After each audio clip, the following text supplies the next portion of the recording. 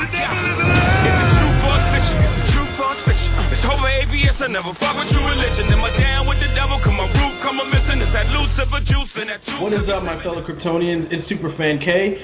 This is Magnus / I'm Batman, and on today's episode of the Superfan Show, we're going to be doing a spoiler review of X-Men Apocolypse. If you haven't seen it, turn your head away, leave this video, and go watch it, or go watch our spoiler-free reviews. He has a spoiler-free review up on Facebook. I have a spoiler-free review up on my channel as well, so go check those out. But I want to talk about Magneto. The story for Magneto basically is it's been 10 years. He's walked away from the fight. He's walked away from the mutant and human thing. He said, I'm tired of that shit, not doing it anymore. So he basically created a new life. He got a wife, he got a daughter, he tried to be a normal guy. He even tells Xavier multiple times throughout the movie when Xavier's like, hey, don't do what you're doing. He's like, nah, I tried to do it your way, man. Your way doesn't work. Your way sucks. Fuck you. Magneto, he's a normal guy. There's an accident that happens at work. Worker almost gets killed. He almost gets crushed by something. Magneto saves his life using his powers, but people saw it. And people still remember, hey, that guy that could move metal, he almost killed the president 10 years ago. Magneto, he's a really powerful, dangerous mutant. So the police get called, they track him down with weapons that aren't metal, smart on them, and they take his daughter. And basically they're saying, you're either going to come with us or you're not going to see your daughter. So Magneto's like, okay, well, I'll go with you. My favorite thing about this scene was Michael Fassbender and his performance because, again, spoiler alert, his daughter and his wife get killed. There's a flurry. His daughter, she loses control. She starts using her powers to affect the birds and shit, and they start messing with the officers. One of the officers lets loose an arrow, and it kills his wife and daughter. What do you think about that part in general, though? What do you think about Magneto? Before obviously her daughter died, I like the parallel scene when she had connected to Magneto, the way his powers were activated when her mother was being taken away from him. Her powers activated as soon as her father was being taken away from her, and I love that scene right there. I like little things like that. Like you see little things like that harken back to the original series or to older X-Men movies, but they also do a good job of building for the future. You know, there's that one line at the end of the movie that Magneto says to Xavier at the end of the movie. Remember, Magneto's like, what are you going to do? Does it ever keep you up at night when thinking about the day that they come for you?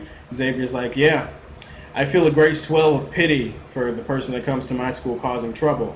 I'm like, I heard him say that before. He said that in one of the older X-Men movies. Little things like that throughout this movie are what I really enjoyed as a fan of the X-Men. Wolverine, he shows up and kicks some ass in this fucking movie. Cyclops, Jean, Nightcrawler, they track Moira and Beast and the other X-Men, Mystique. They track them. They get kidnapped by Weapon X for some stupid reason. Stryker, for some reason, shows up immediately after the X-Mansion blows up. Earlier on in the movie, the X-Mansion blows up, and they pinpoint the psychic location. Somehow are able to find them within 2 seconds, which tells me they were just outside watching the walls, which... No, they said they pinpointed the psychic location. How the fuck do you even do that? They get to Weapon X, we see Wolverine. Jean Grey, they break him out, and we see Wolverine in his full Weapon X gear, and he just starts wiping the floor with everybody in the building. What I loved most about that part is probably the same thing you love. Yeah. The gore. The gore. It's just so gory. It's so bloody. It's so fucking, oh my god. Like, it's just crazy. You almost never see this in a PG-13 movie. Like, they were showing guys just sitting in puddles of blood, big-ass rips in their faces and necks and shit. Yeah, a lot of things about that scene, they showed us like a hint toward what we're going to see in Wolverine 3. Right. Yeah. Wolverine movie next year, no doubt is going to be rated R. I fangirled out, I'm going to be honest. And no, you try to make it manly all you want. I did not care. No shame. That part was awesome though. Wolverine kicked a lot of ass. It was that funny moment at the end where Jean Grey, Wolverine's about to run away, and Jean Grey kind of touches him and gives him his memory back. And Cyclops is kind of like, glad we don't have to see that guy ever again. You're going to see him again. Like, yeah, you're probably going to see him again. That reminds me, Jean Grey in this movie, she was awesome. She and Cyclops. I really liked them the most of the two new characters. Right? Yes. Yeah, they did a good job. They had a decent rapport, decent chemistry, but it wasn't developed that much, so I'll say that. But Sophia Turner as Jean Grey, I like her. I like the way they showed her and her powers. I like the way they showed her, really becoming like a really powerful telepath by the end of the movie. Mm-hmm. We see Phoenix in the final fight with Apocalypse. We see her, basically, Xavier and, Apocalypse are having like a mental Hunger Games in their heads. Like they're fighting on the astral plane, I think.